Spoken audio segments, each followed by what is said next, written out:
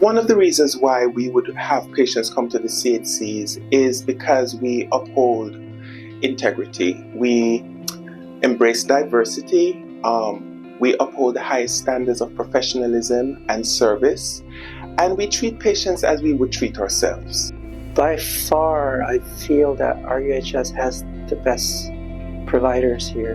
They're really dedicated to the patients, and they go that extra mile to make sure that they're taken care of, not just bits and pieces, but as a whole. Because we take care of preventive care, we take care of acute care, we take care of chronic care, we do prenatal visits, we do well child visits, we take care of the entire family as a whole, the whole person. That's like a complete package.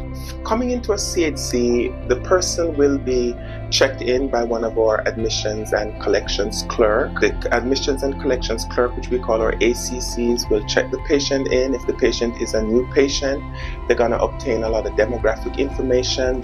If the person is not insured, they will be offered a variety of programs to assist them. We have a sliding scale process, which typically is anywhere between $30 to $50 if the patient does qualify.